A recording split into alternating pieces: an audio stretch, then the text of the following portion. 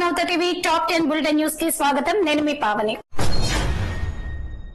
మన్యవీరుడు అల్లూరి సీతారామరాజు జయంతి సందర్భంగా ఆయనకు deputy CM Pawan Kalyan నివాళులర్పించారు. బ్రిటిష్ పాలకులపై పోరాడిన స్వాతంత్ర సమరయోధుడు అల్లూరి పేరు వింటేనే ఒక మహోజ్వల శక్తి, స్ఫూర్తి అందరికీ అందుతాయి. సమాజం కోసం ఆలోచించి బాధిత వర్గాలకు బాసటగా నిలవాలనే ఆ యోధుడి జీవితం తెలియజేస్తుంది. గిరిజనుల కోసం పోరాడిన మన్యం వీరుడి స్ఫూర్తిని నవతరం కొనసాగించాలని ట్వీట్ చేశారు పవన్ కళ్యాణ్. మియాపూర్ పిఎస్ పరిధిలో హుక్కా సెంటర్లపై పోలీసులు దాడులు నిర్వహించారు. హఫీజ్పేట్, లక్కీ హుక్కా సెంటర్లలో పోలీసులు ఈ రోజు తనిఖీ చేశారు. నిషేధిత హుక్కా ఫ్లేవర్లు అమ్ముతున్నట్లు గుర్తించి సెంటర్ యజమానిని అరెస్ట్ చేశారు. 200కి పైగా హుక్కా ఫ్లేవర్లు, 150కి పైగా హుక్కా పైపులను సీజ్ చేశారు. తెలంగాణ నయగారాగా పేరు తెచ్చుకున్న బొగతా జలపాతం పరవళ్లు తొక్కుతోంది. ములుగు జిల్లాలోని చీకుపల్లిలో ఉన్న ఈ బొగతా జలపాతాన్ని ఓ వ్యక్తి డ్రోన్ లో చిత్రీకరించి ఆ వీడియోను నెటిజన్లతో పంచుకున్నారు. కురుస్తున్న వర్షాలతో జలపాతం ఉరకలెత్తుతోంది. ప్రకృతి రమణీయతకు అద్దం పట్టేలా ఉన్న ఈ దృశ్యాలు నెటిజన్లను కట్టిపడేస్తున్నాయి.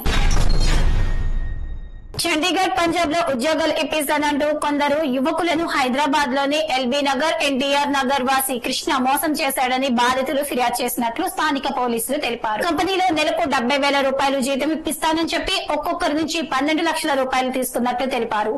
అక్కడికి వెళ్లాక రూమ్ లో బంధించి బెదిరించాడని ఆవేదన వ్యక్తం చేశారని తెలిపారు. ఇలాంటి వారితో జాగ్రత్తగా ఉండాలని చెప్పారు.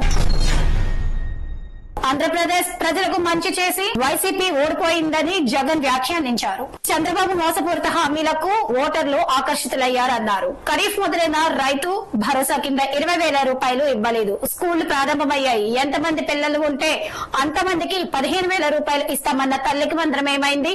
18 ఏళ్లు నిండిన మహిళలకు ప్రతి నెల ఇస్తామన్న 1,500 రూపాయల డబ్బులు ఎప్పుడిస్తారు? ఇవేమీ చేయకుండా ఆస్తుల ధ్వంసంపై సిబిఎన్ దృష్టి పెట్టారు అని మండిపడ్డారు.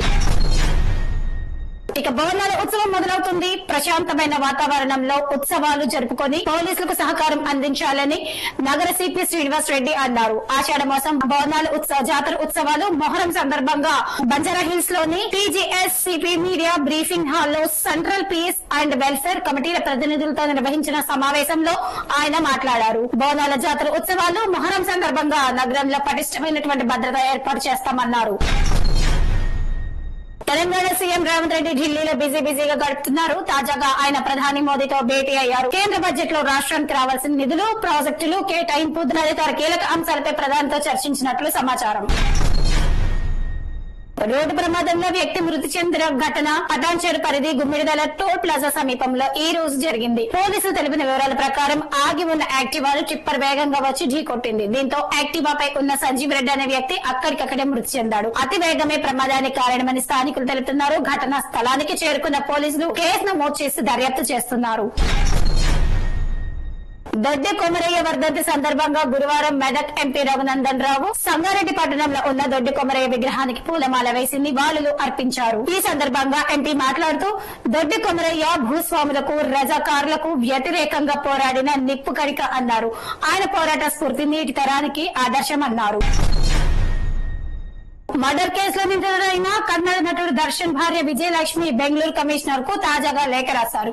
కేసులో మరో నిందితురాలు అయిన పవిత్రను దర్శన్ భార్య అనొద్దని విజ్ఞప్తి చేశారు. చట్ట ప్రకారం దర్శన్ కు నేను మాత్రమే భార్యను, కానీ మీరు రాష్ట్ర హోంమంత్రి, మీడియా అందరూ పవిత్రనే భార్యగా చెబుతున్నారు. అది నాకు, నా బిడ్డకు ఇబ్బందిగా మారుతోంది. దయచేసి మీరు రికార్డులో పవిత్రని భార్యగా రాయొద్దు అని కోరారు. ఇది వాటి టాప్ 10 బులెటిన్ న్యూస్. మరో టాప్ 10 బులెటిన్ న్యూస్ లో మళ్లీ కలుద్దాం.